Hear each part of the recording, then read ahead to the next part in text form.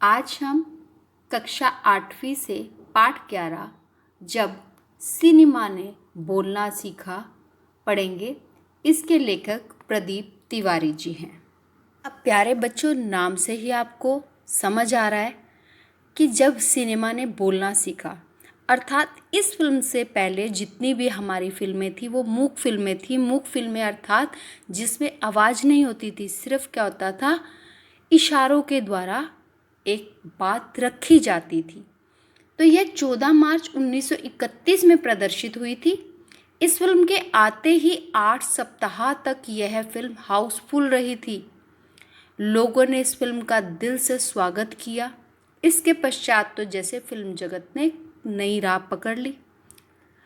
निर्माता अर्देशीर एम ईरानी के योगदान के कारण ही हिंदी सिनेमा जगत ऊंचाइयों को छू पाया। लेखक इस पाठ के माध्यम से हमारे सिनेमा जगत के इतिहास को हमारे सामने रखना चाहते हैं। साथ ही वे सिनेमा जगत के विकास का भी वर्णन करना चाहते हैं। इससे पहले मूक फिल्में बनती रहती थी। पहली बोलती फिल्म आलम आरा को बनाने वाले फिल्मकार थे अर्देशीर एम ईरानी। तो यानी पहली बोलती फिल्म का नाम क्या है? आलम आरा। उन्होंने 1929 में हॉलीवुड की एक बोलती फिल्म शो बोर्ड देखी थी। तभी से उनके मन में भी बोलती फिल्म बनाने का ख्याल आया कि हम भारत में भी ऐसा करें। जब हॉलीवुड में ऐसा हो सकता है तो हम भी इसके लिए कोशिश करें। तो अब उनकी कोशिश क्या थी कि जो अब तक भाषा विरक्त फिल्में थी, अर्थात जिनमें कोई भी बोलने वाले संवाद नहीं थे, अब उनमें बोला जाए।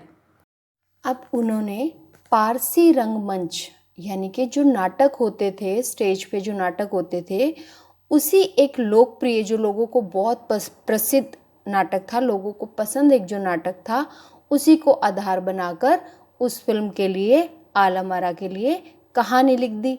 और उसमें ना तो कोई संवाद लेखक था, डायलॉग राइटर नहीं था कोई भी, ना कोई संगीतकार था, ना कोई गीतकार था। अतः अब क्या किया, क्योंकि फर्स्ट टाइम वो स्टेप ले रहे थे, ऐसा पहले नहीं हुआ था, तो बहुत सारी चीज़ें थी जो ऐसी जैसी नाटक में इस्तेमाल की गई थी वैसी की वैसी ही फिल्म में ले ली गई।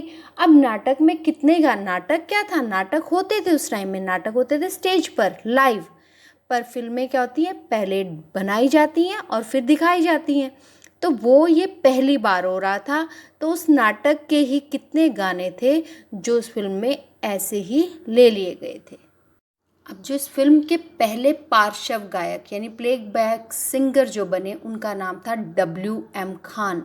पहला गाना जो था उसके शब्द क्या थे?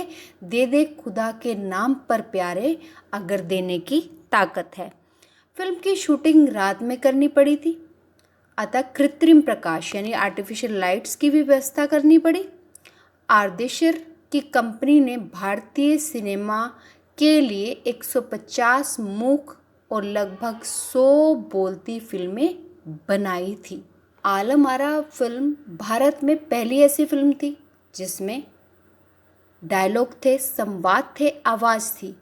तो उसका इतना ज़्यादा क्रेज़ था लोगों में, जैसे अरेबियन नाइट्स देखने के लिए फैंटेसी होती है, लोगों में पागलपन होता है, उसी तरह से इस फिल्म को देखने के लोग पागल थे। इसमें गीत, संगीत तथा नृत्य के अनोखे संयोजन थे। पहली बार वो सारा कुछ देख रहे थे। फिल्म में जो एक्ट्रेस थी वो कौन थी? जुबैदा। और नायक थे विट्ठल। वे इस दौर के सर्वाधिक पारिश्रमिक पाने वाले स्टार थे, सबसे ज़्यादा वो अमाउंट लेते थे। विट्ठल को उर्दू बोलने में मुश्किल आ रही थी, अतः उनकी जगह महबूब को नायक बनाया गया। इससे विट्ठल नाराज हो गए और उन्होंने क्या किया? मुकदमा कर दिया, और उनका मुकदमा लड़ा मोहम्मद अली जिन्ना ने। उनके कारण विट्ठल मुकदमा जीत गए और पहली बोलती फिल्म के नायक बन गए। मराठी और हिंदी फिल्मों में वे लंबे समय तक नायक तथा स्टंटमैन के रूप में सक्रिय रहे। आलम आरा में सोहराब मोदी, पृथ्वीराज कपूर, याकूब और जगदीश सेठी जैसे अभिनेता भी थे। ये फिल्म प्रदर्शित हुई थी 14 मार्च 1931 को और मुंबई के मैजेस्टिक सिनेमा हॉल में, और 8 सप्ताह तक हाउसफुल चली थी और इसकी जो लंबाई थी 10,000 फुट थी और इसे 4 महीनों की कड़ी मेहनत के बाद तैयार किया गया था। अन्य सामाजिक विषयों पर भी अब क्या थी, बोलती फिल्में बनने शुरू हो गई। खुदा की शान, इसका एक पात्र महात्मा गांधी जैसा था, अतः ब्रिटिश सरकार को चुभा कि ये इन्होंने इसको क्यों लिया। बोलती फिल्मों में संवाद बोलने के लिए पढ़े लिखे कलाकारों की आवश्यकता हुई। उस दौर की फिल्मों में कई नायक, कई गायक, अभिनेता बड़े पर्दे पर नजर आने लगे। अभिनेताओं और अभिनेत्रियों की लोकप्रियता का असर दर्शकों पर पड़ा। कैसे पड़ा कि उनको फॉलो करने लगे। माधुरी फिल्म की नायिका सुलोचना का हेयर स्टाइल अपने दौर की औरतों में काफ़ी लोकप्रिय था। मीन्स हेयर स्टाइल उनका कॉपी करने लगे कि जैसे वो बाल बनाती थी वैसे ही तब की औरतें अपने बाल संवारने लगी।